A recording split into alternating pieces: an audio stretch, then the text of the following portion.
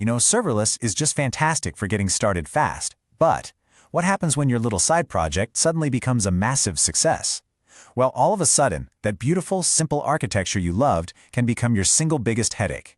So let's take a little journey. Follow a serverless app from its simple launch day all the way to the chaos of hyperscale, and figure out how to master that complexity before it masters you. So, you did it! You launched your serverless app, people are loving it, and the metrics are just through the roof. This is the dream, right? But with all that amazing success comes a whole new set of challenges that can bring your entire system to a grinding halt if you're not ready for them. All right, let's rewind. Let's go back to the beginning. See, every great application starts with what I like to call the honeymoon phase. And for serverless, this is where everything feels, well, it feels almost magical in its simplicity. Remember this feeling?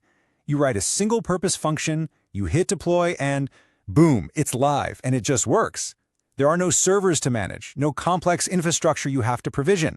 That speed from just an idea to full production, it's absolutely intoxicating, and for a really good reason. It's a huge competitive advantage. In these early days, having your services talk directly to each other, a synchronous, tightly coupled approach, is perfectly fine. Service A calls Service B, it waits for a response, and then it moves on. It's clean, it's super easy to understand, and honestly, for a small number of users, it's incredibly efficient. But that honeymoon phase, it doesn't last forever. As your application starts to grow, the very simplicity that made it so attractive in the first place starts to work against you. You start hitting what we call the scaling wall. At launch, maybe you're handling 100 users a day. Your simple, direct call architecture handles this with no problem at all. Everything's fast, everything's responsive, and the future looks incredibly bright. Okay, now let's fast forward just 3 months. Your app went viral. You're not handling 100 users, you're handling 1 million users a day. That's a 10,000-fold increase in traffic. The architecture that was once your greatest strength is now just buckling under the pressure. And this is what that pressure looks like in the real world. You start hitting concurrency limits you didn't even know existed. Think of it as your cloud provider's safety switch that stops you from running too many functions at once. A tiny delay in one little function creates a latency spiderweb that slows down the entire user experience. Then one service fails and it triggers a catastrophic chain reaction, a cascading failure. And with dozens of functions, managing all the configuration becomes absolute chaos. You've accidentally created service spaghetti. So the bottom line is, your system isn't elegant anymore. It's a brittle, tangled mess. Trying to debug anything becomes a total nightmare, because the problem over here could be caused by some tiny issue 5 services away. You end up spending all your time just fighting fires instead of building cool new features. So how do we get out of this downward spiral? We have to evolve. Instead of just reacting to problems as they pop up, we need to get proactive and actually design for scale. And this is where a few key architectural patterns can literally save the day and help us build a much more resilient system. Okay, our first big move is to break those fragile direct connections. Instead of Service A calling Service B directly, Service A just places a message onto a queue.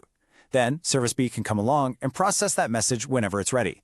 So if Service B is slow, or if it fails completely, it no longer brings Service A down with it.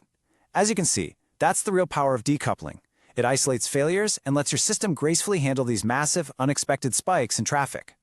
Now, a really key concept in this new asynchronous world is something called idempotency. In a queue-based system, it's possible a message might get delivered more than once by accident.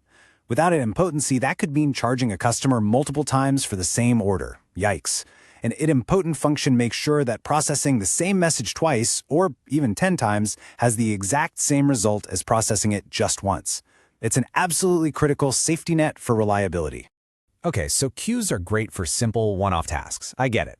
But what about a really complex business process? Think about an e-commerce order. That involves validating the order, processing the payment, checking the inventory, notifying shipping. Trying to manage all that with a long chain of independent functions and queues can become a whole new kind of spaghetti.